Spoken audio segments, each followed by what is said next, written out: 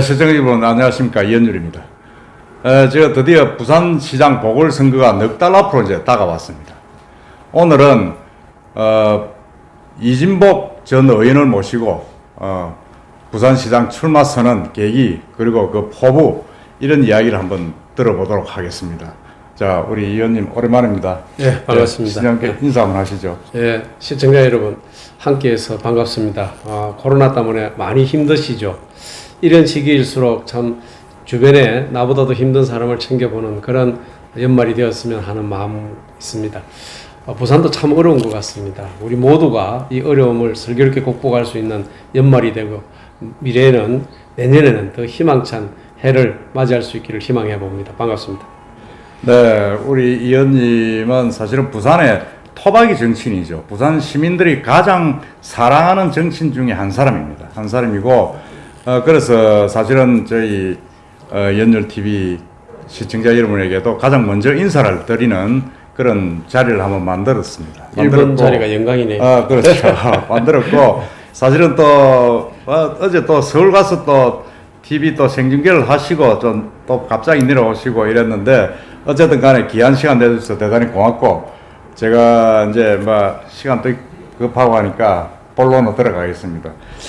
23일 이제 공식 출마 선언을 하셨고, 이제 8일 날 이제 예비 후보 등록을 하셨는데, 공약을 보니까 벌써 1호, 2호, 3호 이래 쭉 내셨는데, 공약은 구체적인 건 제가 조금 이따가 여쭤보겠습니다만은, 출마 계기, 부산시장 보궐선거에 부산시장으로서 3선 의원을 이제 그만두시고 출마하게 된 계기가 무엇인지 한번 한 말씀 하시죠. 사실은 뭐 총선 끝마친 뒤에 제가 불출마 선언을 하고 총선 끝마치고 조용히 이제 지역사회에서 사랑받은 만큼 봉사를 좀 하고 살아야 되겠다라고 생각하고 집사람하고 그런 논의를 한참 하고 있는데 난도없이 오거돈 시장 성추행 사건이 터졌어요. 그렇죠. 그래서 제가 한 3일 동안에 전화를 하여튼 수백 통을 받았을 거예요. 집사람도 입에서 뭐 전화 계속 받는다고 아주 힘들어 했는데, 그 주변에 많은 권유도 있고, 또 제가 부산을 살면서 태어나서 부산 지금까지 살았지만은 많은 사랑을 받았는데, 시민이 원하고 주변에서 많은 사람들이 권하고 하니까 이 일을 한번 해보자. 그렇게 해서 막상 이제 쫓아다니면서 사람들 의견을 듣는 과정들을 거쳤죠. 그래서 한번 해보는 게 좋겠다라는 많은 권유도 있었고, 또 부산이 너무 힘들어요. 힘들죠. 부산 사람들 만나보면 미래 희망이 없다, 먹거리가 없다, 부산 경제 이래가 되겠느냐, 뭐 도대체 부산의 젊은이들이 이렇게 많이 떠나는데 어떡할래? 등등의 희망 없는 말들을 너무 많이 하는 데 대해서 저도 정치인의 한 사람으로서 작은 책임감도 또 있고, 또 한편으로는 이런 일들을 정상적으로 만들어서 부산의 미래를 우리 자식들이 또 살 수 있는 부산을 제대로 좀 만들어 봐야 되겠다라는 그런 결기를 가지고 출마하게 됐습니다. 예, 뭐 잘하실 거라 믿는데, 지금 이 의원께서 생각하시는 부산시가 안고 있는 가장 큰 문제점, 그럼 뭉뚱그려서 한번 말씀하신다면 어떻습니까? 희망이 없는 거죠. 바로 그렇고. 그리고 조금 전에도 말씀드렸습니다만, 우리 지금 인구가 매년 평균 15,000명 정도가 없어지고 있습니다. 최근 5년 동안에. 그런데 그 중에 70% 정도 해당되는 10,000명 정도가 20, 30대의 청년들이 부산을 떠나고 있다는 겁니다. 사실 이 사람들이 경제 활동을 해야 되는 연령들이지 않습니까? 그렇죠. 부산의 미래를 책임져야 될 분인데, 이런 분들이 부산을 떠나는 이유를 발견해내고, 그런 사람들이 밖으로 나가지 않도록, 그 사람들이 부산에 정주할 수 있도록, 부산의 희망이 될 수 있도록 만드는 것이 제일 큰 문제라고 저는 생각하고 있습니다. 예, 맞습니다. 그래서 일단 뭐 공약을 지금 뭐 3개를 내셨는데, 제가 찬찬히 한번 우리 이 후보의 그 공약을 한번 뜯어보겠습니다. 첫째 1호 공약이 남항 앞바다. 거기에 이제 스마트 신시티를 조성하겠다. 그렇게 이제 공약을 하셨는데, 그건 30년 전에 이제 안상영 시장께서 이제 그 인공섬, 그하고 좀 유사한 거다, 뭐 이런 지적도 있고, 또 어떤 면에서는 아주 그 신선하다. 옛날과 다르게 뭔가 좀 다가오는 부분이 있다. 이런 평이 조금 엇갈리고 있습니다. 이 의원이 이제 오늘 그 제안을 공약을 하신 그런 계기라든지, 그 조성의 어떤 의미를 한번 제가 시장을 해야 되겠다고 마음을 먹고 여러 사람들을 만나러 다녔는데, 제일 첫 번째 간 데가 관광협회를 갔습니다. 그 초랑의 부산역 맞은편에 있는 관광협회를 갔는데 그 회장단들하고 앉아서 대화를 하는데 그분들이 이런 말씀을 했어요. 부산이 지금 관광업계가 90%가 문을 닫았습니다. 이런 말을 했어요. 부산에 관광객들이 오면 다시는 오지 않으려 한다. 그렇죠. 그러니까 부산이 볼 것도 없고 먹을 것도 없고 즐길 거리도 없는데 누가 오겠느냐. 이런 말씀을 하면서 절망적인 표정을 짓는 걸 보면서 참 죄송스러웠습니다. 제가 그러다가 부산에 유일하게 대한민국에 유일하게 크루즈선이 들어오는 곳입니다. 아, 그렇죠. 이 크루즈선이 들어오면 보통 한 3,000명 정도가 타고 들어오는데요. 중국 사람이 한 70%고 일본 사람들이 그 다음이고 대만 뭐 홍콩 뭐 이런 분들이 오시는데 그분들이 와서 부산에 무엇을 보고 가는지 한번 확인을 해봤어요. 그때만은 한 3,000명이 내려가지고 한 팀은 우리 저 해동용궁사 갔다가 범어사를 둘러서 들어오고 한 팀은 태종대를 거쳐서 용두산 공원을 둘러서 들어오는 거예요. 근데 그분들이 3,000명이 부산에서 식사를 할 식당이 없어가지고 공원에서 그렇죠. 뷔페식으로 음식을 갖다 놓고 먹고 있고 도시락을 먹는다는 거예요. 대한민국 제2의 도시가 어떻게 이럴 수가 있느냐. 사실은 그때 저는 그 이야기를 듣고 얼굴이 밝아졌어요. 아, 저도 그 깜짝 놀랐네요. 3,000명이 갈 식당은 부산에 없네요. 그래. 버스 2대 될 식당도 한 군데가 없습니다. 부산이. 이게 부산 관광의 현 주소예요. 그러면 부산시가 도대체 관광을 위해서 뭐를 했느냐. 부산시 13조 5천억의 예산 중에서 관광에 관한 예산은 0.46%예요. 네. 그 부산을 한 번 온 사람은 다시는 부산을 오겠다는 생각이 없는 거예요. 관광의 목적이, 관광의 즐거움이 뭡니까? 보는 거, 그리고 참여하는 거, 먹고 즐기는 거 아닙니까? 그렇죠. 부산은 이 세 개를 다 갖추지를 못한 관광 중심지라고 떠들고 있는 겁니다. 그래서 제가 100년 미래를 생각하고 부산만 있는 관광단지를 만들어야 되겠다고 생각을 하고 인공섬을 사실 생각을 한 겁니다. 사실 조금 전에 우리 이 대표님이 말씀 주신 대로 인공섬은 과거에 안상현 시장이 관선시장일 때 처음 계획을 했습니다. 그때는 200만 평을 만들겠다. 180만 평이죠. 그렇죠. 200만 평 갖고 180만 평을 만드는데 거기에다 옆에 영도의 산을 하나 허물고 제2송도의 산을 허물어서 그 속에다가 매립을 해서 그 땅을 팔아서 부산시 재정에도 보태고 부산이 필요한 택지도 공급을 하겠다라는 생각을 가지고 있는데 당시에도 환경부나 국토부에서는 환경에 문제 없다, 국토부 문제 없다 그래서 다 허가를 해줬습니다. 그러나 시장이 바뀌는 과정을 겪으면서 IMF가 와버렸습니다. 그래서 허가를 얻어놓고도 사실은 그 사업을 못 했던 거죠. 맞습니다. 그때 정문화 시장 때죠. 맞습니다. 네. 그 정문화 시장 앞에 이제 김용환 시장이었고 예. 김용환 시장도 그때 사실은 본인은 의사와 관계없이 초원복국집 사건이 터져 그 일을 못 하게 된 거거든요. 그렇죠. 그래서 그분도 참 억울한 일이 있었지만은 정문화 의원이 그 이후에 하려고 그러다가 IMF가 오니까 사실 택지를 살 사람도 없었고 사업을 할 기업도 없었던 겁니다. 결국은 그 당시 사항을 되돌아본다 그러면 우리가 할 수 있는 모든 구비 조건은 갖췄다라는 이야기입니다. 근데 제가 그 이후에 그런 그 관광협회를 만나고 나서 어시장을 갔는데 어시장에 있는 분들이 그게 고깃배가 350척에서 한 400척이 들어오는데 태풍만 오면 단 한 대도 이게 될 수가 없다는 거예요. 그렇죠. 심하면 독도까지 피난을 간대요. 그래요. 그래서 위험을 안고 또 비용도 엄청나게 지불하면서 갔다 와야 되는데 남한 앞바다에 방파제를 역대 부산시장들이 다 해주겠다고 약속을 했는데 안 해준다는 거예요. 그래서 방파제만 이렇게 쌌는데 한 1조 원 가까이 들어요. 그럼 제가 방파제를 쌌는 대신에 방파제만 쌓을 게 아니고 그 속에다가 인공섬을 좀 만들어가지고 해상관광 상품을 담는 걸 한번 해보자. 아, 그러니까 인공섬이 방파제 역할을 한다. 네. 그래서 저는 그 속에다가 인공섬 앞에 방파제도 만들어야 돼요. 만들어가지고. 예. 방파제 만들고 인공섬 만드는데 인공섬 안에 시푸드 백화점, 그 바다 음식을 하는 세계적인 음식들을 그 속에 만들어서 버스 한 400대 정도, 40대 정도 될 수 있는 최소한의 공간, 4,000명 정도 수용할 수 있는 그런 먹고 즐길 수 있는 식당을 하나 만들자. 그리고 아쿠아룸 같은 것도 세계적인 것을 만들자. 그리고 수상에서 할 수 있는 많은 쇼들이 있습니다. 그렇죠. 그 세계에서 하나밖에 없는 그런 수상 쇼를 하나 만들자. 그리고 또 그 속에다가 인공 서핑하는 거 있지 않습니까? 예. 이런 거를 만들어도 위락 시설로 정말 좋거든요. 좋죠. 거기에는 저는 집을 짓는 것이 아니고 그런 100년 먹거리를 그 속에 만들겠다는 겁니다. 그리고 그러면 앞에 인공섬 만들고 방파제 만들고 하면 그 자갈치 시장 앞바다가 굉장히 내수면처럼 이렇게 그 파도가 없을 거죠. 네, 그렇죠. 그럼 거기에다가 두바이나 LA에서 하고 있는 해상 분수 같은 그 물이 썩지도 안 하고요. 바닷물이니까. 그래서 분수쇼를 세계적인 분수쇼를 함으로 인해서 서구, 중구, 영도구, 구도심권에 지금 사실은 상권이 거의 망했거든요. 망했죠. 구도심에 사람이 절반으로 줄었지 않습니까? 구도심은 뭐 저희들 지금 고등학교 다닐 때만 해도 그게 뭐 최고였죠. 영도만 하더라도 28만이었는데 지금 12만 조금 넘는다거든요. 아, 그렇죠. 그런 측면에서 그 일대에 구도심을 살리는 관광 인프라를 구축하자. 그리고 그 관광 인프라는 우리나라에서 다른 곳에서는 도저히 흉내낼 수 없는 그런 관광 인프라를 만들자. 대한민국 2위가 아닌 대한민국 제1의 도시로 해상 관광 인프라를 구축하자는 생각으로 사실은 제가 인공섬을 만들었고 그 이름을 제가 이렇게 닉네임을 붙였죠. 거인의 발이라고 붙였는데 세계로 나가는 거인의 첫 발을. 아, 그러니까 거인의 발로 한 것도 제가 좀 한번 물어보려고 그랬어요. 그래도 왜 거인의 발을 했느냐. 그러니까 저기 우리가 설계를 하다 보니까 저쪽에 이제 그림을 보면 나는데 저기 어째 보니까 발처럼 거인의 발처럼 생겼더라고요. 저 밑에 보고. 아, 그래요?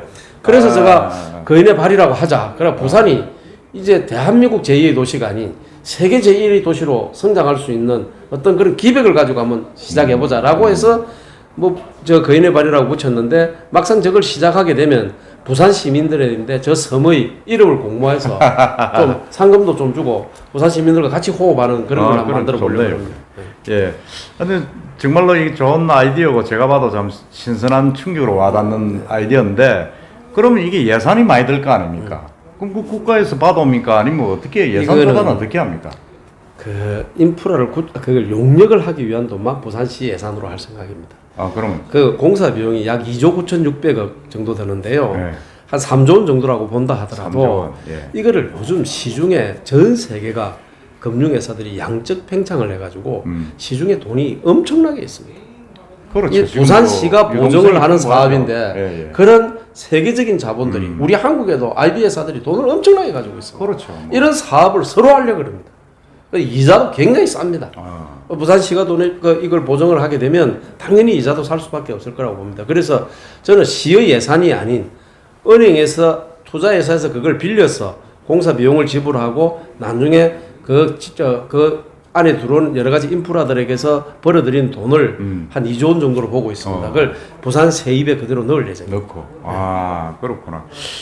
글쎄, 그렇게 되면 정말로 이게 제가 꿈의 그래도 도시가 되고. 금융을 감장하는 정무위원장을 했지 않습니까? 아, 그렇죠. 정무위원장. 국회에서 정무위원장을 했기 때문에 이 돈의 흐름이라는 거, 돈을 또 국제적인 펀드들이 움직임이라는 거 이런 것들을 저 나름대로 공부를 했고 뭐 돈 가져오는 거는 걱정 안 해도 되겠네. 아 그럼요. 저는 뭐 그런 부분에 대해서 시민들이 전혀 걱정을 안 하셔도 되고 환경 문제도 전혀 걱정할 필요 없습니다. 당시에 환경 문제가 두 가지였거든요. 산에 바다에 가장 가까이 있는 산을 깎아서 그걸 하게 되면 생태 변화가 일어날 거냐는 우려가 있었고 두 번째로는 인공섬을 만들면 내항 안에 물의 흐름이 빨라진다 이런 거였거든요. 예. 근데 규모도 3분의 1로 줄였을 뿐만 아니고 그 속에 들어가는 그 흙도 이 산을 깎아서 넓게 합니다. 우리가 지금 대심도 공사하는 거, 예.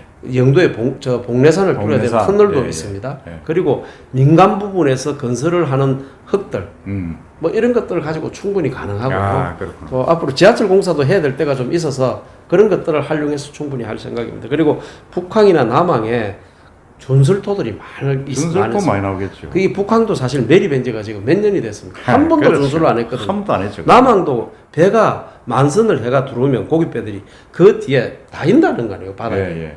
이것도 좀 더 끌면 그래 말이야. 준설 좀 해야 된다. 예, 그런 준설을 해서 그런 사모래를 이용해 가지고 하면 그것도 양이 대단할 거라고 보고 있습니다. 오히려 환경을 더 이렇게 리사이클링하는 쪽으로 이렇게 하도록 해보겠습니다. 예, 예. 하여튼 스마트 신시티 첫째 공약은 막 그렇게 제가 한번 짚고 넘어가고 예. 두 번째가 또 이게 또 아주 좀 제가 볼 때는 기자 생활한 지 오래 볼 때는 이게 가능한가 하는 아이디어인데 먹는 물 독립선언 이게 식수 독립선언 아닙니까? 이것도 한번 말씀을 해주세요. 사실 우리 부산은 계절적으로 여름만 되면 물 문제 때문에 다 고통받고 되지 않습니까? 예, 그렇죠. 그래서 물을 얻기 위해서 난강댐 물 가져오겠다, 한강댐 물 가져오겠다, 강변 여가수, 창녕의 간병역에서 가져오겠다 하나도 성공했어요. 그렇죠. 왜? 줄 사람이 생각이 없는데 바다 물 사람만 자꾸 가져오겠다라고 거짓말을 하고 있거든요. 난강댐도 사실은 물이 좋은 것만은 저는 아니라고 봅니다. 그 후에 지금 가축 농가들이 너무 많이 들었었습니다. 한강도 마찬가지고. 그래서 지금 부산 상수도의 가장 큰 문제 중에 하나가 DHM이라 그러는 불화합물, 이것들이 불화합물 이런 것들이 물에 녹지가 않아요. 그건 암을 유발시키거든요. 그래요. 그래서 부산의 낙동강 물을 이거 찌끄레기를 침전을 시켜야 되거든요. 그게 알루미늄을 넣어요. 이 알루미늄은 알츠하이머 병을 일으켜요. 부산이 암 발생 1위 도시고 알츠하이머 그 적다시 치매 1회 발생 도시입니다. 이게 물하고 연관 없다고 누가 이야기를 할 수 있겠습니까? 2년 전만 하더라도 사실 부산대학교에서 이 환경 문제를 가지고 물 문제를 가지고 발표를 한 게 있습니다. 그때도 13가지 화학 성분들을 부산시가 정리를 하지 못했거든요. 그 이유가 우리가 포점수를 묻기 때문에 그렇습니다. 그리고 그게 나타나지 않는 거지만은 물 위에 미세 플라스틱들이 엄청나게 많이 있습니다. 이게 정수가 한다고 되는 게 아닙니다. 이게 걸러내야 되거든요. 그래서 강변저가 이제 댐 물이 제일 좋은 거는 사실이지만은 댐도 위에 농약이 있다든지 축산 농가가 많으면 먹어서는 안 되고요. 깨끗한 전제하에서 댐 물을 제1번으로 치고 두 번째가 이제 강변여가수를 전 세계적으로 세 번째가 그 강에 흘러가는 물을 지표수를 그냥 정수해서 먹고 네 번째가 해수 담수하거든요. 그래서 부산은 해수 담수하라 할 정도는 아니라고 저는 봅니다. 그래서 강변여가수를 하겠다 가지고 창녕 남지역에다가 창녕 거기다가 강이 흘러가는 옆에 거대한 모래톱에다가 우물을 뚫어가지고 그 물을 가져오겠다 했는데 창녕남도 주민들이 반대를 낸 겁니다. 거기에 물을 빼가면 우리 농사에 지장이 있고 또 물이 많아도 농사에 지장이 있고 사람들 사는데도 지장이 있으니까 안 된다 그래가지고 10년이 넘었는데 물 1리터도 생산을 못 했어요. 그 저희들이 이제 그런 거를 고민해가 전 세계적으로 이제 저희들 이제 제가 정책 자문팀들하고 전 세계적 사례를 좀 봤는데 미국은 강 지하에 수직으로 터널을 뚫어가지고 거기에다가 정수를 해가지고 그 물을 가지고 다시 정수를 해서 먹고 삽니다. 우리도 그러면 미국처럼 산업화가 급격하게 일어나는 동부지방에 그런 쪽의 방법을 선택해보자 그래서 저희들이 찾은 데가 삼낭집하고 김해 생림면 사이에 강폭이 500m 되는 지역을 발견을 했습니다. 김해 어디요? 김해 생림면하고 삼낭진읍. 삼낭진 밀양. 그 사이에 강폭이 500m가 넘는 곡각 지점이 있습니다.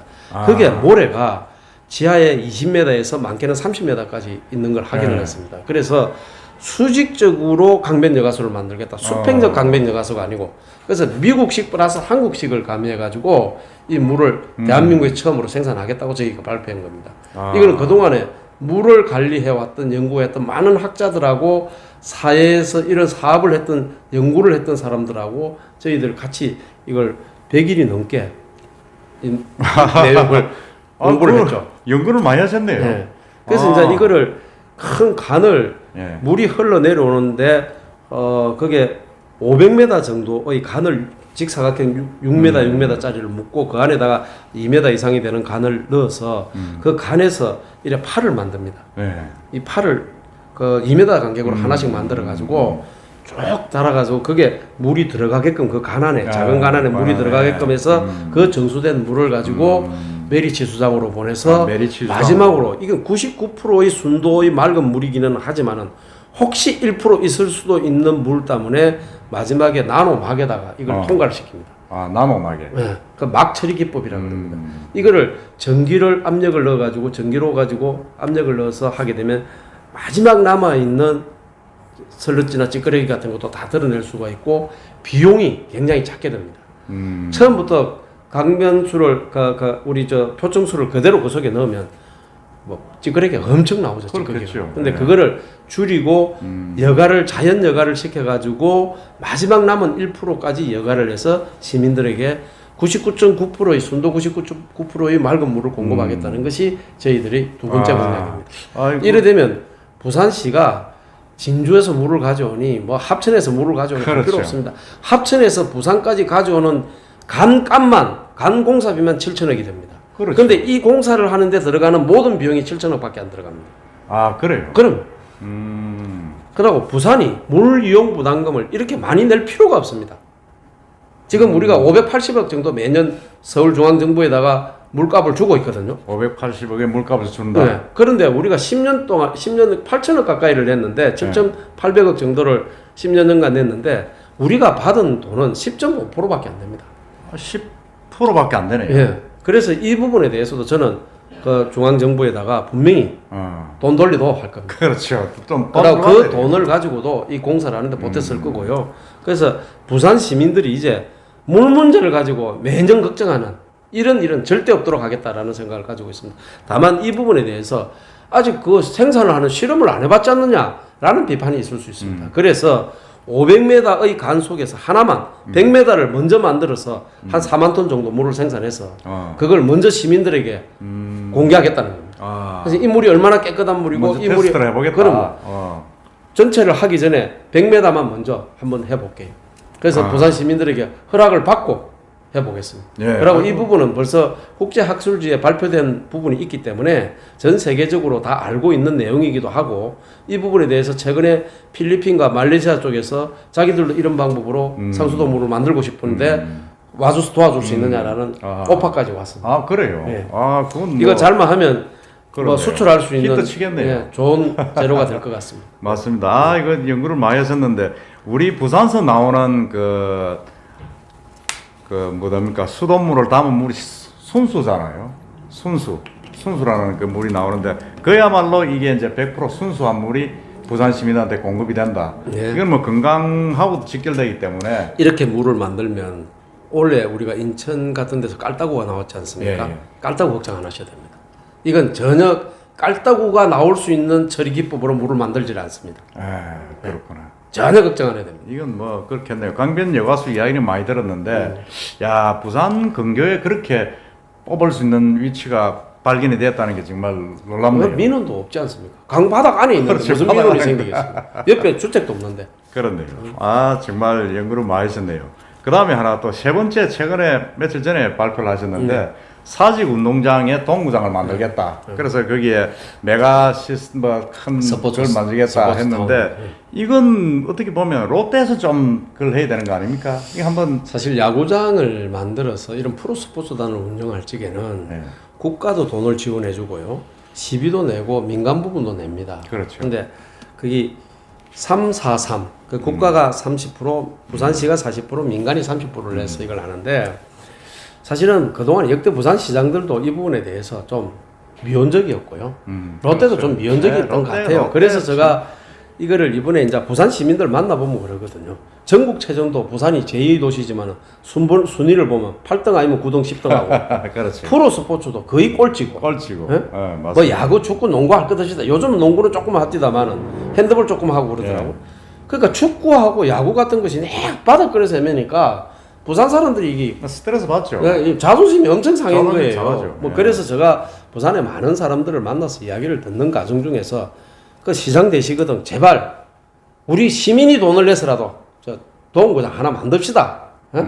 구도 부산이라는 데가 왜 이 모양이냐고 말이야. 맞아요. 야구장 하나를 제대로 못 만들어 가지고 비 오면 빗물 새고 그 잔디구장 가보면 잔디도 푹 파이 가지고 선수들 말이야 에러하게 만들고 태풍 오면 다 찢어지잖아요. 네. 또 천정이. 이런 식으로 하지 말라고 제발 좀 하면 안 돼요. 뭐 이런 이야기를 참 많이 들었어요. 솔직히 지금 우리가 대구구장이나 마산구장, 창원구장이나 강주구장 같은데 기본적으로 들은 돈들이 있습니다. 그거는 스포츠진흥법에 의해서 그 돈을 부담하게끔 하고 위에 이제 캡을 넣는 거 그러니까 오히려 도움을 만드는 네. 그 부분은 옆에 제가 그 스포츠인들을 위한 그 비즈니스 호텔을 좀 만들어 주려고 합니다. 예. 그리고 거기다가 재활소도 만들고 있어. 운동선수들 많이 다치지 않습니까? 비즈니스 그리고 거기에 좋은 뭐 아이디어네요. 여러 가지 이제 피트니스 같은 거 이런 것도 좀 만들고 그리고 그 뒤에 스포츠 백화점을 좀 만들 생각입니다. 그리고 수영장도 사실 1986년 우리 아시안 게임이었습니까? 그때 만드는 거였거든요. 그렇죠. 너무 낡았습니다. 그래서 저런 맞습니다. 것들도 수영장 참 새롭게 오래됐죠. 이번에 좀 잘 만들고 그리고 실내 체육관도 너무 오래됐거든요. 예. 그것도 곳곳에 비가 셉니다. 그래서 이런 것들을 한목에 이번에 다 바꾸기 위해서 스포츠 메가시티 이렇게 제가 이제 사직동 이론을 그렇게 만들었는데 문제는 이걸 그러면 야구장을 새로 다 뜯고 테니스장 뜯고 뭐 수영장 다 뜯고 이렇게 새로 지으려 그러면 다른 구장이 있어야 될 거 아니에요. 그렇죠. 야구 경기를 할 수 있는 예, 구장이. 그래서 그거는 이제 이렇게 룰이 이렇게 되어 있습니다. 대체 구장을 만들어야 된다. 그러나 대체 구장은 11,000석 이상이어야 된다. 이런 11,000석. 조항이 있습니다. 그래서 아마추어 야구장이 사실은 우리 고등 야구장이 있었는데 그걸 뜯어버렸지 않습니까? 없었죠. 공원을 만들었거든요. 예, 예. 그래서 이제 부산이 새롭게 아마추어 야구장을 만들어야 됩니다. 그래서 그거를 만들어 가지고 거기에 가서 만들어 놓으면 옮겨서 그동안에 프로 경기를 하다가 이 사직동 지역에 다시 이게 정리가 되어지고 완공이 되면 돌아오는 프로 야구를 예. 한다. 예. 아 그렇구나. 그래 하여튼 공약 3개를 제가 간단하게 설명하셨지만 아주 뭐 요점만 설명하셨는데 제가 저 며칠 전에 이제 저희 유튜브 방송에 이제 출마 후보자들을 소개를 쭉 했더니 댓글에 이거 제일 공약 준비를 많이 하신 분이 이진복 의원이시네요. 이분이 돼야 되겠네요. 이런 댓글이 올라왔어요. 네. 제가 봐도 참 공약을 준비를 많이 하셨는데 근데 이 공약을 준비를 하는 자문 교수단들이 있다면서요? 네. 그걸 한번 제가 어떻게 구성하게 됐고 어떤 역할을 하는지 한번 말씀해 제가 사실 주시죠. 고민을 좀 하다 보니까 주변의 젊은 교수들이 예. 스스로 이걸 만드는 겁니다. 도와주겠다고. 그래요? 그래서 30도 있지만은 주로 4050 교수들이 부산 인근에 부산에 있는 교수들과 부산 인근에 있는 교수들, 포항공대 교수들, 장원대학 교수들도 있습니다. 그래서 이런 분들까지 다 모여서 진짜 제대로 된 부산시장 좀 만들어야 된다. 아하. 대충 해가지고 운 좋아가지고 당선되고 뭐 당 바람 타고 당선되고 이런 것이 아니고 정말 부산을 제대로 만들 사람이 돼야 된다. 이런 생각을 가지고 사실 저를 도와주겠다고 이 사람들이 구성을 한 거예요. 자발적으로? 예, 제가 이분들하고 부산시의 여러 해남 문제라든지 미래 비전을 만들기 위해서 매주 토요일 일요일마다 교수님들 적어도 한 5분에서 10분 사이 교수님들을 모시고 매주 토론을 했습니다. 그래요. 그래서 이런 공약을 만드는 공부를 계속하고 있는데요. 이번 주 안에도 이제 4호 공약, 이제 청년 일자리 때문에 만들고 뭐 5호 공약, 6호 공약, 지금 10호 공약 정도까지는 준비가 되어 있습니다만은 그분들하고 공부를 하면서 만드는 거기 때문에 물론 이게 시행 과정에 조금의 변형은 있을 수는 있습니다만은 기본적으로 그동안에 그 부산 시장이라는 사람들이 미리 준비하고 시작을 한 분들이 아닌 분들이 사실은 많았죠. 그러다 보니까 좀 이번에 제대로 된 공부를 하고 준비를 해서 사실 이 보궐선거지 않습니까? 그렇죠. 이게 임기가 1년 3개월밖에 안 되거든요. 15개월짜리 시장이거든요. 그렇죠. 공부하고 아시죠, 사실은. 시장 업무 끝마칠 겁니다. 막 그래 되면. 그래서 미리 공부를 좀 하고 시정을 바로 이끌 수 있도록 해보자라는 생각을 가지고 정책 자문단들하고 요즘 열심히 공부를 하고 있습니다. 예, 그럼 제가 볼 때도 이 행정의 장은 정치인하고 좀 달라야 된다. 그런 생각이 들고 하는데 하여튼 그렇게 준비를 많이 하신다고 하니까 아마 시민들의 평가를 받지 않겠나 하는 생각이 듭니다. 네. 그러고 또 제가 하나 또 질문이 지금 현안이 되어 있는 것 중에 가덕도 신공항, 우리 동남권 신공항입니다. 관문공항. 그게 지금 국무총리 검증위원회에서 김해 신공항은 문제가 많다. 뭐 이렇게 이야기를 하고 났는데 민주당에서 지금 뭐 가덕도 신공항을 막 하는데 자기들이 이걸 하겠다고 이렇게 들고 나오고 있는데 이 가덕도 신공항 문제는 어떻게 접근이 돼야 된다고 생각하십니까? 제가 국회의원 하기 그때부터 시작해서 허남식 시장 때 이제 가덕도 이야기를 본격적으로 이제 시작을 한 거죠. 벌써 14년째 됐습니다. 그렇죠. 오래됐네요. 14년이 됐는데 아직도 공항 결정을 못 하고 있어요. 아직도 못 하고 있죠. 제가 김영삼 대통령 시절에 청와대에 가서 근무를 했습니다. 그때 우리가 지금 센텀이라고 하는 그 당시에 수영 비행장이 있었어요. 수영 비행장 저 맞습니다. 어릴 때 그 수영하고 놀았습니다. 그렇죠. 그 동네 예. 너무 잘 알거든요. 그거를 김영삼 대통령 때 그걸 수영 비행장을 김해로 옮겨서 김해공항 확장을 하자. 현지가 지금 1995년도니까요. 벌써 25년 전이거든요. 25년 전에. 근데 25년 만에 지금 김해공항도 포화 상태가 온 겁니다. 그래서 새롭게 이제 가덕도 공항을 만들어야 된다는 이야기가 지금 절정에 다다르고 있는데 제가 정말 걱정하는 것은요. 김해든 가덕도든 빨리 해라는 겁니다. 이 정부 임기 지금요. 1년 6개월 정도밖에 안 남았습니다. 그렇죠. 2년도 차 안 남았단 말이에요. 근데 되겠어요? 근데 이 사람들이 요 앞에 발표한 걸 보면 김해공항이 신호산 때문에 위험 요소가 있어서 어렵다. 라고만 발표를 했습니다. 그러면서 왜 그것만 발표를 하냐, 가덕도라고 발표를 왜 안 하느냐라고 하니까 이 사람들 이야기가 절차상 이걸 끝내놓고 이걸 가야 된다. 아니 그런 어린애 가지고 노는 소리가 어디 있습니까? 그렇죠. 두 개를 같이 하면 되지. 그렇죠. 어? 네. 이게 이런 문제가 있어서 못 한다 그러면 가덕도에 대해서 결정을 해라 이 말입니다. 지금 아직 가덕도 한다는 소리는 안 하고 있잖아요. 안 하고 있죠. 그러니까 이거 어물쭈물하거든요. 오늘 제가 언론사 보도를 보니까 내년 2월에도 발표 못 할 거라는 이야기거든요. 예? 이 사람들이 그동안에 대통령 선거, 지방자치단체장 선거, 국회의원 선거 때 다 이용해 먹고 이제 보궐선거까지 이용해 먹으려고 하고 있는 거예요. 근데 제가 정말 걱정하는 거는요. 가덕도도 안 하고 김해공항도 안 하고 먹튀하는 겁니다. 두 개 이 다 안 하고. 가능성이 굉장히 높습니다. 그 이야기가 지금 나오고 있어요. 예. 그래서 제가 초지일관 하는 이야기가 김해 공항을 하든 가덕도 공항을 하든 우리는 24시간 공항을 빨리 만들어도 그 이야기를 우리 부산 시민이 계속 해야 된다. 근데 이 정부는 계속해서 선거 때만 이용해 먹었단 말이에요. 제가 최근에 이제 정책을 개발하기 위해서 시민들 여론조사를 해보니까 부산 시민들이 하도 저 사람들이 가덕도 공항을 가지고 선거 때마다 이용해 먹으니까 가덕도 꼭 해야 된다라는 비율이 저희들이 14년 전에 했던 것보다 절반이 안 돼요.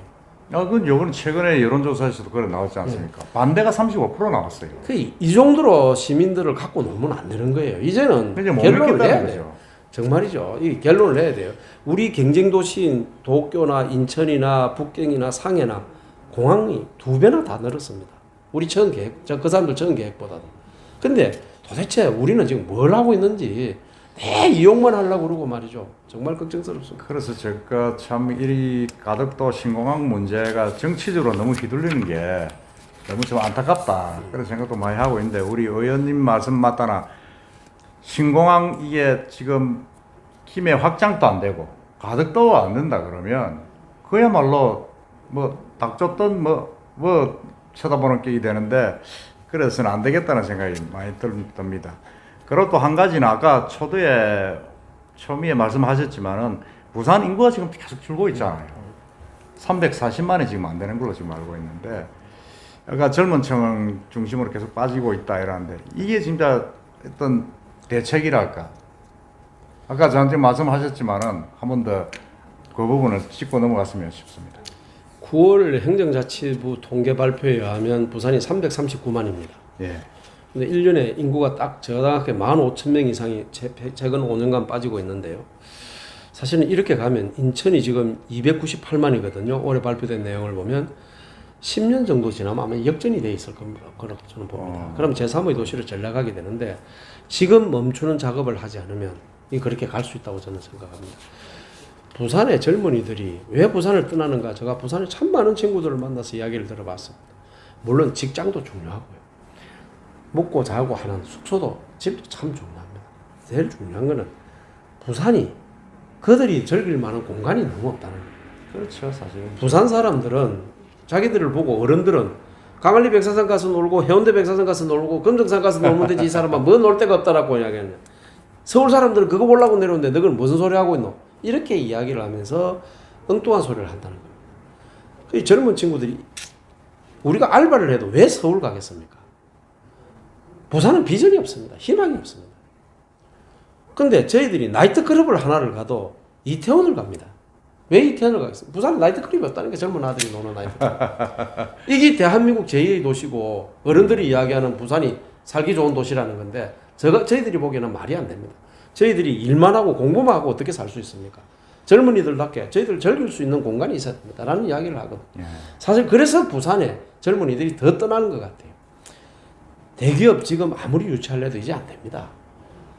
김영삼 대통령 시절에 르노 삼성 온 거 말고는 역대 시장들이 전부 대기업 유치하겠다고 이야기를 했지만 하나도 안 왔습니다. 그렇죠. 그렇죠. 네? 지금 뭐 온 게 없는데.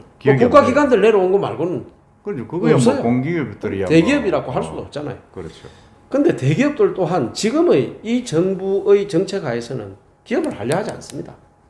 그러다 보니까 나도 저 또한 부산에 대기업 유치를 하고 싶지만 가서 삼성이다 현대다 롯데다 만나보니까 못 하겠다는 겁니다.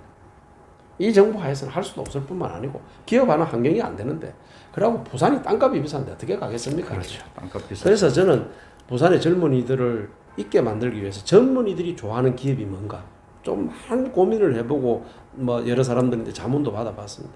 젊은 친구들이 좋아하는 기업은 이제 대기업도 아닙니다. 마이다스 IT라는 판교에 있는 회사인데 부산대학 출신이 그 사장입니다. 그 기업이 대한민국 대졸생들이 가장 가고 싶어하는 기업 1위입니다. 마이다스 IT. 네. 이런 기업들이 부산에 있어야 됩니다. 그렇죠. 그게 특수 설계를 하는 회사예요. 다리 같은 것도 설계하고 뭐 특수 구조물을 설계하는 회사인데 회사가 뭐 호텔 밥을 줘서 뭐 좋다는 것보다도 그거보다도 더 좋은 것은 굉장히 창의적인 회사라는 거죠. 그리고 직원들인데 굉장히 회사가 정말 복지를 잘해준다는 겁니다. 그리고 그 급료가 대기업 초임 못지 않습니다. 그런 중소 작지만 강한 기업들이 참 많이 있습니다. 이런 기업들을 저는 부산이 유치해야 된다. 그 제2센텀에 그걸 저는 담아야 된다고 생각합니다. 아, 제2센텀에. 그래서 바이오, R&D 그런 강소 기업들 이런 것들을 담아야 되는데 그게 사실은 57만 평에 그걸 다 담는다는 게 쉽지가 않습니다. 우리가 제1센텀 33만 평에도 그걸 담아보려고 그러다가 2루, 3루를 데리고 왔지 않습니까? 올 기업이 없습니다. 인센티브가 약하거든요. 그리고 부산은 공장 허가 내는데 100일 걸립니다. 다른 지방자치단체 한 달 만에 해주는 데가 많이 있습니다. 아, 그래요? 예. 그만큼 부산이 아직 이 문제의식이 없네요. 참 정말 이런 부분들에 대한 관심들이 전임 시장들이 그건 좀 반성해야 돼요. 공무원들도 좀 진짜 고쳐야 된다고 공무원도 생각하고요. 반성해야 시장도 마찬가지입니다. 그래서 그런 것들도 기업하기 좋은 환경으로 만들어줘야 되고요. 뭐 국가법이 그래서 만드는 걸 뭐 어떡하겠습니까? 그러나 지방자치단체가 할 수 있는 모든 것을 꺼내놓고 기업들이 오라 그래야 된다. 그러고 그걸 오라 그러는데 시장이 그냥 우리 제2센텀 닦아놨으니까 오십시오 해가 오겠습니까? 제가 시장도 아니지만 기업들 유치하러 다니는 걸 한번 해봤어요. 최근에 춘천에 있는 IT에서 하나 유치를 하는데 직원이 280명 정도 되더라고요. 근데 부산에 오라 그러니까 부산에 인재가 있습니까? 아, 그래요? 이런 이야기를 하는 거지. 그래서 그런 인재도 키워야 되고 그래서 저는 부산에서 중고등학교를 나온 아이들이 대학을 갈 때에는 부산시와 부산의 기업들하고 다 같이 힘을 합해 항도 장학금을 좀 만들어주자. 그리고 걔들이 부산시청이나 부산에 있는 공공기관이나 부산에 있는 부산은행이나 이런데 또 부산시와 연관해 있는 기업들을 취업을 하게 되면 인센티브를 지금 뭐 10% 이래 주지 말고 한 50% 주자 이겁니다. 그 다음으로 이제 걔들이 이제 결혼을 했을 경우에 사랑한다면 구리 반지만 끼고도 결혼할 수 있도록 해주자. 그 그렇죠. 부산에 제가 역세권에 보니까 아파트 가격이 전세가 한 3억이고 24평형이 역세권에 조금 벗어나면 2억이에요. 그 돈을 은행 보고 상품을 만들어라. 그렇지. 그래서 그걸 은행이 너가 빌려줘라. 다만 이 친구들이 불의의 사고로 인해서 뭐 직장을 잃어서 이자를 못 낼 형편이 되면 부산시가 신용보증재단을 통해서 일정 기간 보증해줄게. 그럼 그 전세금 없어지는 거 아니잖아요. 그렇죠. 그러고 젊은 친구는 그 돈 뭐 지도는 아닌데 뭐 제가 가져갈 이유가 뭐 있습니까? 안전하게 살 수만 있으면 되는 거죠. 요즘 또 전세 보증 기간이 4년이지 않습니까?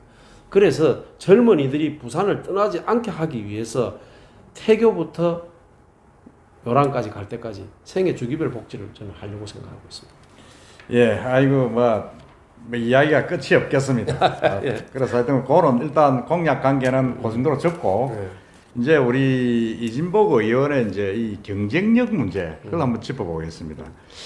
지금 일부 언론 여론조사 좀 빠른 맛은 있습니다만은 보면 이제 박형준, 이현주 의원이 이제 좀 앞서가고 있고 이진복 의원은 좀 뒤처지는 그런 양상으로 지금 나타나고 있습니다.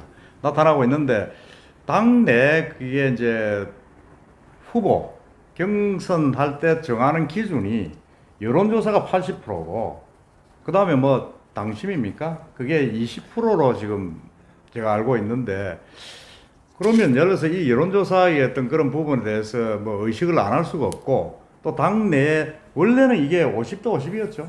예, 이렇게 변한 부분에 80% 여론조사 비중이 80% 되는 부분에 대해서 뭐 좀 어떤 뭐 좀 소감이 있을 수도 뭐 있는데 다른 후보 두 분을 이야기를 해서 훌륭한 분들입니다. 근데 그분들은 그동안에 언론에 노출 빈도들이 많았죠. 네. 저는 사실 당에서 전략이나 기획 같은 걸 하다 보니까 내가 언론에 노출되는 것보다 당 대표 같은 분들이 노출될 수 있도록 제가 이 서브를 했던 사람이니까 네, 사실은 언론에 노출이 많이 안 됐기 때문에 인지도 측면에서 낮다는 거 제가 부인하지는 않겠습니다. 네. 그러나 지금은 많이 좋아졌고요. 또 계속 상승 곡선을 긋고 있기 때문에 한 번도 지금보다도 뭐 떨어졌다고 저는 생각하지는 않습니다.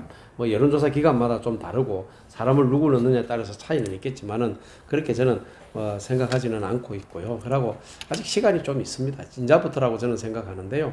다만 아까 저기 경선 여론조사 비율을 80대 20으로 만든 게 옳으냐 그러냐 저는 사실은 반대했습니다. 이 우리 당헌 당규에 보면 50대 50 룰을 만들어 놨거든요. 이걸 만드는 지가 그리 오래되지 않았습니다. 당연해. 네. 전통 보수를 주장하는 우리 당이 이런 전통성도 없는 일들을 하면 안 되는 거예요. 우리가 더불어민주당이 부산시장, 서울시장 보궐선거 후보 못 내도록 돼 있는 당헌 당규를 위반하고 후보를 내겠다고 저것끼리는 지금 만들었지 않습니까? 물론 문재인 대통령이 당대표 시절에 그거 만드는 룰이에요. 근데 그게 지금 문재인 대통령인데 언론도 안 하고 저것끼리 바꿨거든요. 사실 문재인 대통령이 이러면 탈당해야 되는 거예요. 자기를 그렇게 무서워하는데 그 당이 말어 있어요. 무시하는 당이 왜 있어요? 그런 계획적인 법안을 만들어 놓고 그 시행도 안 해보고 잘못했다고 우리는 그쪽을 공격했지 않습니까? 그렇죠. 근데 우리도 50대 50이라고 룰을 만들어 놓고 한 번도 쓰지 안 하고 이거를 없앤다는 것은 나는 잘못됐다. 첫째 그게 잘못됐다. 전통 보수 정당을 지탱하려고 그러면 그런 약속들은 지켜봐야 된다. 그렇죠. 하다가 잘못된 거 있으면 조금의 수정을 통해서 하는 거는 있을 수가 있지만 잘못됐다. 그리고 그거를 이렇게 이야기를 하고 있습니다. 새로운 사람들인데 길을 넣어주기 위해서 2-8로 했다. 8대2로 했다 그러거든요. 그런데 밖에 있는 사람이 금태섭이나 뭐 안철수 같은 사람이 과연 우리 당에 들어와서 8대2 경선을 해라 그러면 하겠습니까? 20%의 핸디캡을 받아야 되는데. 그러니까. 이게 무슨 룰이에요. 그러고 신인인데 무조건 결승에 한 명 올라가게 해주겠다? 그 사람 죽이는 겁니다. 우리 당의 국회의원 선거 공천 기준에 보면 이런 게 있습니다. 신인이라 하면 신인인데 가점을 주는데요. 한 번도 출마를 하지 않아야 되는 겁니다. 그런데 시장 선거에 출마한 사람을 가점을 주겠습니까? 이런 사람들이 다음에 국회의원 할 적에 불이익을 당하는데요. 이런 내용도 제대로 모르면서 룰을 만든다는 것은 나는 그래서 이번 룰을 만드는 것이 어떤 한편으로는 코미디 같은 일이 벌어졌다. 아하. 이렇게 사람들이 평언하는 이야기를 들었습니다. 그리고 이거를 50대 50을 꼭 해야 된다 안 한다.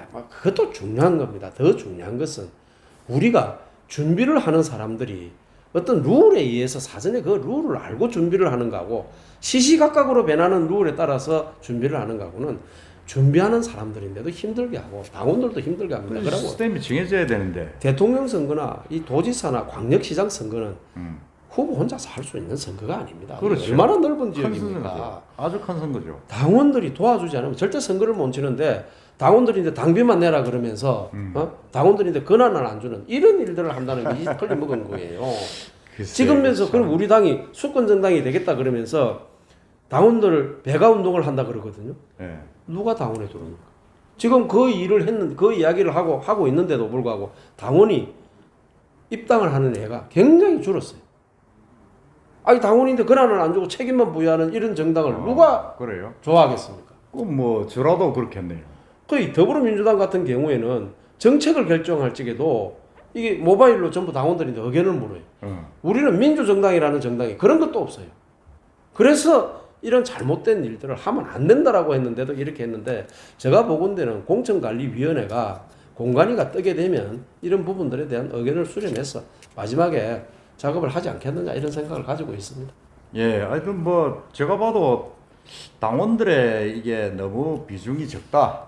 하여튼 공관위 위원장 되실 분이 오늘 이진보 의원님 말씀 잘 참고하셔가지고 좀 불만이 서로 안 생기게끔 해주시기 바랍니다. 그러고 그러함에도 불구하고 이게 이제 지금 보면 여론조사가 얼마 전에 그 나온 걸 보면 정당 지지도가 부산에서 국민의힘이 44.7%, 그 다음에 민주당이 25%로 나타났습니다. 거의 뭐 압도적인데 결국 그렇다 보면 제가 볼 때는 다음 보궐선거는 국민의힘 후보가 될 것이다 하고 저는 봅니다. 보는데 그렇다 그러면 본선보다는 지금 예선 경쟁력이 더 이제 그 중요하다 이렇게 보는데 뭐 솔직히 이제 박형준, 이현주 이 분들을 지금 뭐 여론조사에서는 앞서와 있습니다만은 이분들을 넘어설 수 있는 그런 이진복 의원만의 어떤 그런 본선 경쟁을 제고할 수 있는 방안 뭐가 있다고 볼 수 있습니까?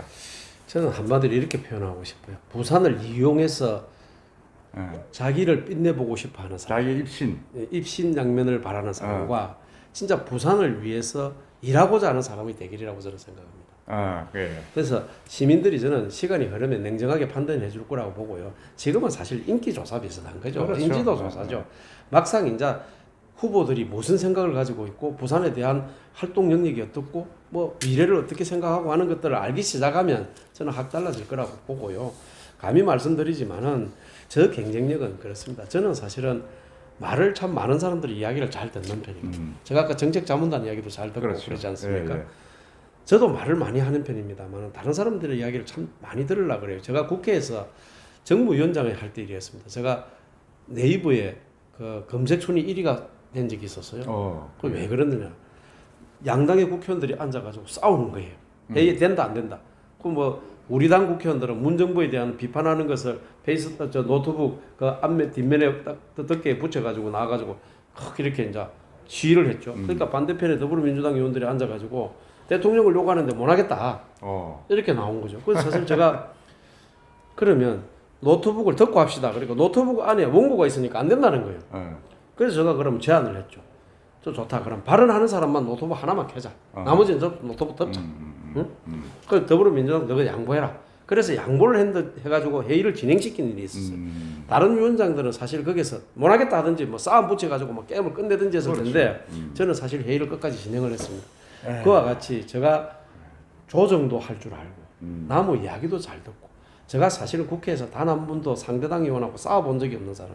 정치는 배려라고 저는 생각합니다. 그러네. 배려의 정치인이네요. 네. 저는 그래서 다른 당 의원인데도 참 배려하는 정치를 해왔기 때문에 제가 이 시정을 맡게 되면 참 여러 가지 어려운 일들이 많이 있을 거라고 봅니다.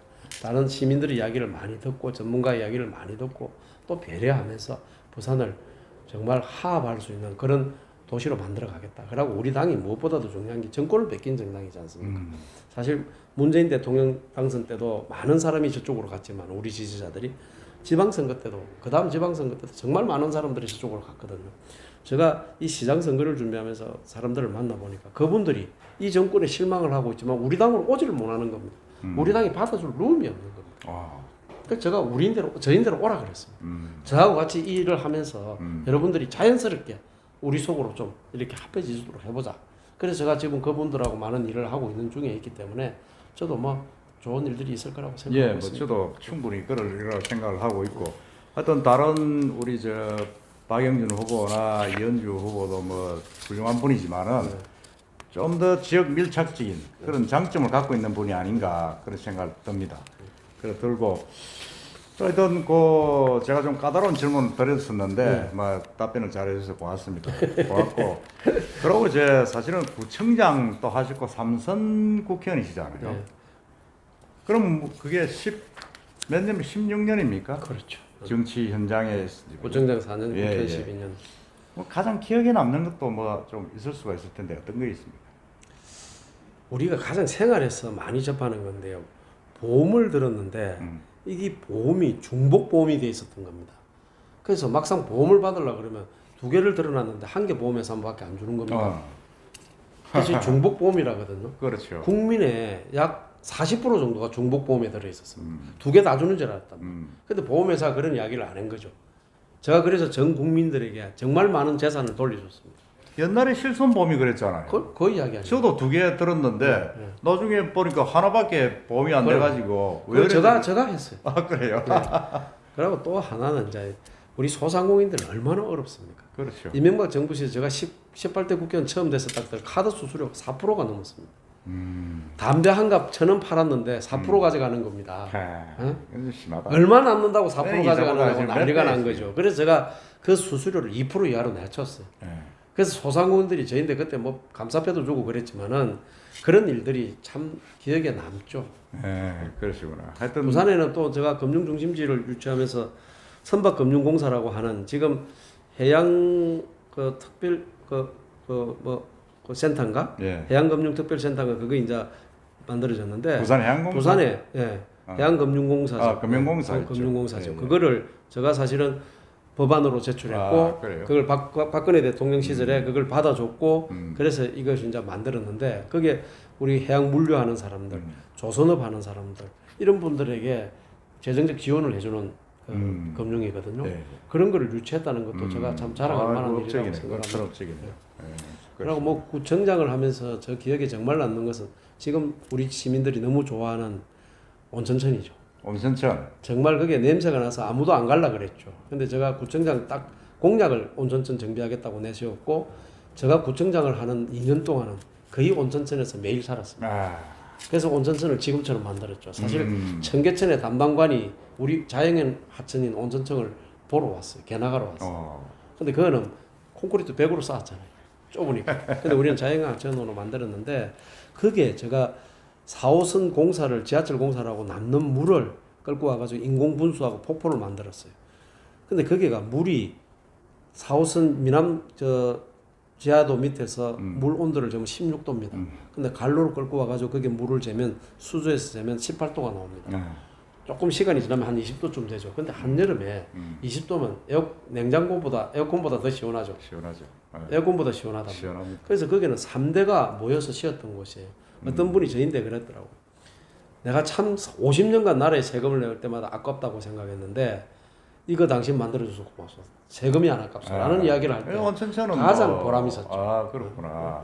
그러다가 저 온천장이 지금 우리 저 녹천탕 옆에 농심호텔 옆에 대한민국 1호 족탕이 있지 않습니까? 그렇죠. 족탕. 제가 그걸 만들었죠. 아, 그것 또한 그러시구나. 나이 많으신 분들, 아하. 우리 어머니 아버님들 그게 그럼 인기예요. 금정산 저도 갔다가 한번 말단 가봤는데. 등산 갔다 오신 분들 그 앉아서 맞아요, 그래. 쉬시면서 제가 가니까 박수를 치더라고요. 훌륭한 구청장 왔다고. 네. 그러면서 이런 거 만들어 정말 고맙다. 세금이 안 아깝다면서 박수 받은 적이 있었죠. 사실 그렇구나. 그런 기억들이 많이 있죠. 그래. 하여튼 내가 보니까 말씀 들어보니까 뭐 기획만 주로 하신 전문이 아니고 현장을 뛰는 그런 아니, 그럼 저 별명이 운동화 구청장이었지 않습니까? 아, 그렇네요. 현장에 가면 문제도 있지만은 정답도 있더라.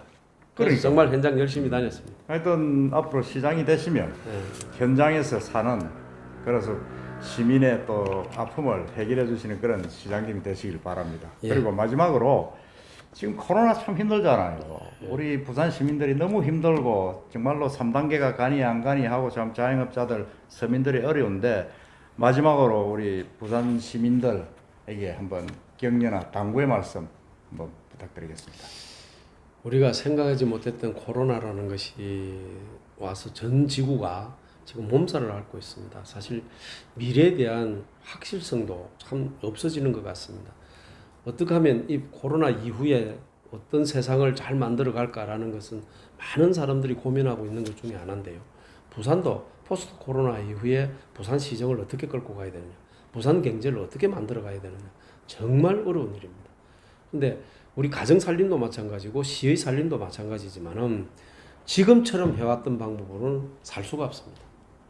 지금까지 모든 생각들을 버린다는 생각으로 부산시도 가정도 새로운 방법으로 들여다봐야 된다고 저는 생각합니다. 그래서 부산시정을 쓰레기통에 있는 모든 물건을 드러내고 그 속에 장미를 담을 수 있다라는 생각으로 새로운 것들을 만들어내는 그런 시정으로 끌고 가야만이 저는 부산이 그래도 미래가 있을 거라고 감히 생각을 합니다. 따라서 그런 일들을 만들기 위해서 혼신의 노력을 다해볼 생각입니다.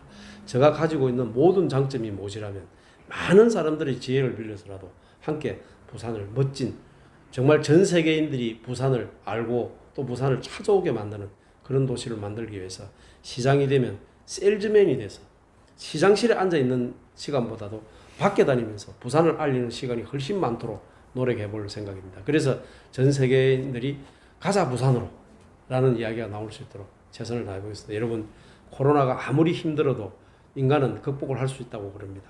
우리가 이 시기에 어려움을 이겨내면 더 큰 희망을 가질 수 있다는 생각을 가지고 지금은 힘들지만 서로가 우리가 이런 전염병들이 더 이상 창궐하지 않도록 함께 하면서 미래를 설계해 나갑시다. 감사합니다. 예, 하여튼 우리 이진복 의원님께서 현장에서 사는 셀즈맨 시장이 되겠다고 말씀을 하셨습니다. 제가 오늘 우리가 들은 이 공약, 이런 내용만 포부만 가지고도 충분히 저는 그럴 수 있을 것이다. 저는 그렇게 믿고 있습니다. 오늘 계속 바쁜 일정 중에서도 이렇게 귀한 시간 내주셔서 너무 감사하고 앞으로도 건성건투하셔가지고 부산시장실에서 만나 뵙도록 그렇게 하겠습니다. 꼭 그렇게 하겠습니다. 감사합니다. 감사합니다. 오늘.